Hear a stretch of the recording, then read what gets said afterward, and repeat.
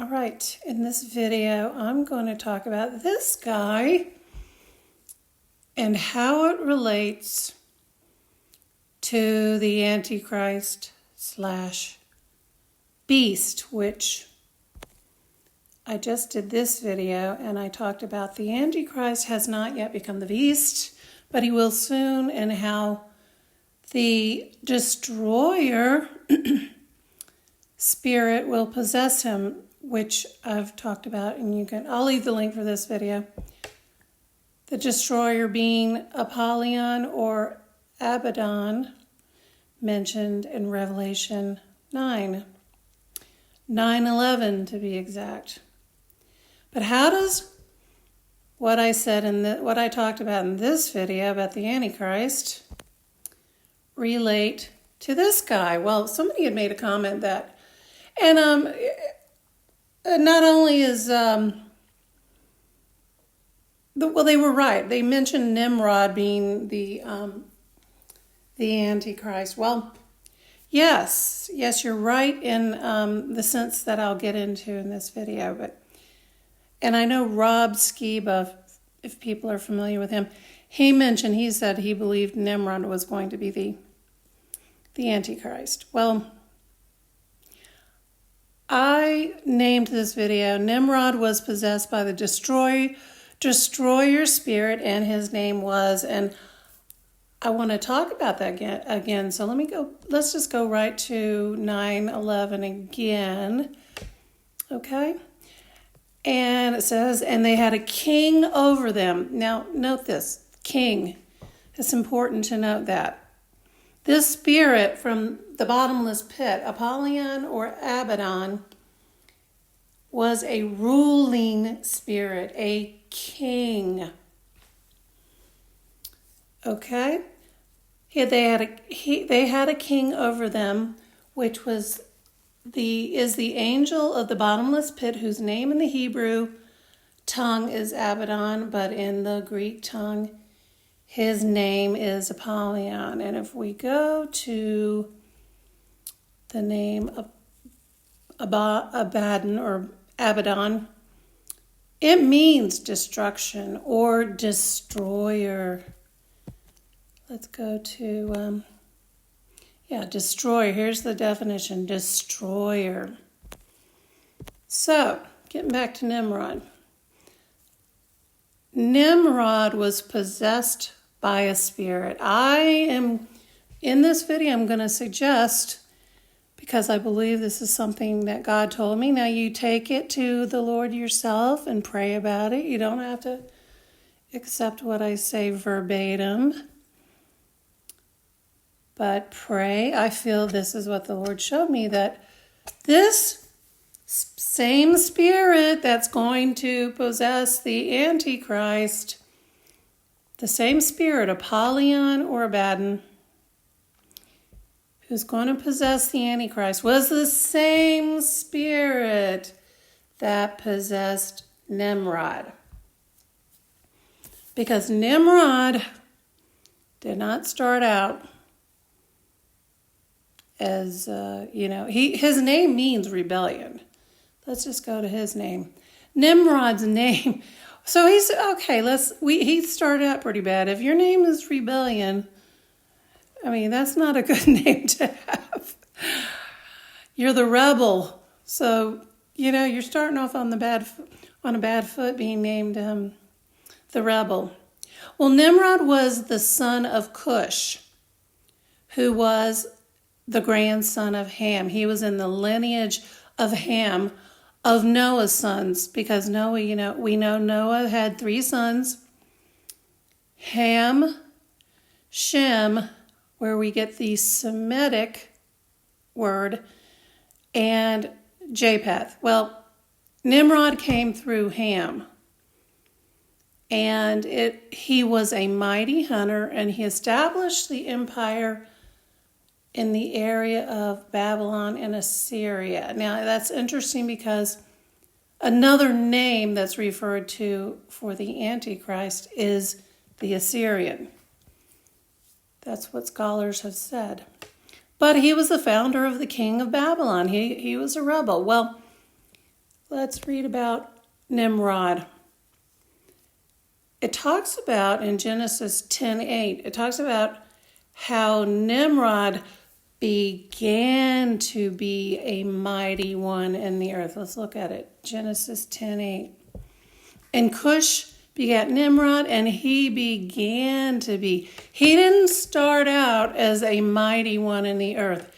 I believe Nimrod allowed himself to be messed with, and I'm speculating, but it could have been genetically, and this in turn allowed him to be, or he could have been into doing the dark arts, and he allowed himself to be possessed with a spirit, which I just read about, Apollyon, or I believe that same spirit that's going to possess the present day Antichrist was the same spirit that possessed Nimrod. And I have reasons for saying this. I believe, and this is my answer, I didn't say what his name was. I believe the spirit that is in the bottomless pit right now, and they call him Abaddon or Apollyon or Abaddon, I believe that spirit is Cain, the spirit of Cain. Now, I have reasons for saying that, but this is kind of interesting. I feel that this is what God showed me, that the spirit of Cain is Apollyon, because Cain was the first murderer. Abaddon means destroyer. Cain, now one interesting thing about Cain, if you look at Cain, let's go to Genesis. If you look at the genealogy of Adam, this is just a little side note, you will notice that Cain is not mentioned. And don't take my word for it, go look it up in your own Bible. Cain is not mentioned in the genealogy of Adam, which is very interesting. Now, I want to read a little bit about Cain. One thing I've noticed, too, that some scholars, and it seems like it's been suppressed information, but one of the scholars and authors who wrote a book, Eustace Mullins, wrote a book about Cain, and how Cain, when he left the garden, and it says he went to the land of Nod, he established a kingdom. And I'll just read a little bit about this. I found this this is another scholar speaking. His name is E.S.G. Bristow. And I'll leave this link too if you want to read it. But he writes, in the following pages, which might well be described as one long argumentation, I do my best, as in a former book, to impart to others my belief that the prehistoric Babylonian ruler, best known to us as Sargon of Akkad, anybody hear that name before? Was Adam's eldest son, Cain.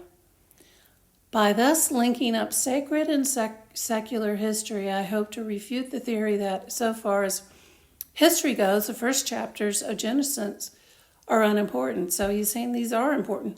It says, philologically speaking, the identification of Cain with Sargon seems obvious because the name Sargon, otherwise rendered Sargena or Sargana, Shargani, Sari, Sharukinu, etc., is practically synonymous with King Cain. Now, I'll stop there for 1 second. We go back to, let's see, where were we? Revelation 9. Let's go. Okay, here we are. Cain, they had, in the book of Revelation 9:11, they talked about Apollyon and Abaddon, meaning It says they had a king, a ruling spirit over them. So Apollyon and Abaddon is a king, a ruling spirit. Now, Cain, let's go back to this article. Cain was a ruler. He was Sargon of Akkad. And it says it is practically synonymous with King Cain, the first syllabic sar or shar, meaning ruler. Well, that's what the scripture just said about Revelation 9. Apollyon or Abaddon is a ruler or king in Oriental languages. And so there is this history of identifying Cain with Sargon of Akkad, and he built this great city. Well, now, Cain was not, a good guy. He was the first murderer. And we'll go back to Cain. Let's just put him in the search bar here. Cain was the first murderer. He killed his brother Abel. So he's the first murderer mentioned in Scripture. And he, as I said, he is not in the lineage mentioned in the genealogy of Adam. Murderer pretty much means the same thing. I mean, it's pretty much synonymous with destroyer. So I propose and suggest to you that Cain is the spirit that is now dwelling in the bottomless pit. They call him Apollyon. But when he died, where did his spirit go? Well, he certainly didn't go back to heaven. He was a murderer. And there is no evidence in Scripture that Cain ever repented of his murdering his brother Abel. There's no suggestion of that. So I believe that in Revelation 9, I believe this ruling spirit, this king, the destroyer ruling king spirit is the spirit of Cain. And I believe that this spirit of Cain possessed Nimrod, the first, we could say, Antichrist, even though, Christ isn't mentioned there, but he's against Christ. He's the first. His name means rebel. He's the perfect candidate to be the first Antichrist. And then, of course, the last Antichrist will also be possessed with, I believe, Cain's spirit. And just a side note, I know that the Illuminati they call them the family, the bloodlines of the Illuminati. They have reverence for Cain, and of course this is suppressed, but Cain was revered. Cain was revered in their history. And I believe that he is the one who possessed Nimrod. It was the spirit of Cain, who is /Abaddon, who is /Apollyon, and his name means destroyer, the first murderer. I believe his spirit is who possessed Nimrod, because, I wanted to talk about that. One thing about Nimrod is, let's go back to this. One thing with Nimrod, it said he became a mighty one. He began to be a mighty one. Now, this process, the word became, actually means he began to profane himself. The definition right here is to profane, defile, pollute, desecrate. He desecrated his temple. He profaned himself, and he began to be a mighty one. Not only a mighty, it says he was also a mighty hunter. When it talks about a mighty one, here in Genesis 10:9, it says he was a mighty hunter before the Lord. Well, he was not just a hunter. He hunted when he transformed himself by allowing himself to be possessed with Cain's spirit, destroyer, murderer spirit. He began to become a hunter of men's souls and the destroyer of men's souls. And he went after men. And of course, we know he's the one who said, let's build this temple to Babylon because I'm going to reach to heaven. What they wanted to do was try and overthrow God. That's why they were building that temple. The Tower of Babylon. They wanted to try to reach to heaven and destroy God, as if they could do that. But, so Nimrod he didn't start off as a mighty one, but he began to defile himself. And that's how he turned into the mighty hunter. And that's how he turned into the destroyer. And I believe that is because he became possessed with Cain's spirit, who was dwelling in the bottomless pit. And I believe that is the same process is going to happen for the Antichrist, who starts out as the Antichrist and he becomes the beast. So are you making the connection? I hope this makes sense. But it's a process. He will become a beast.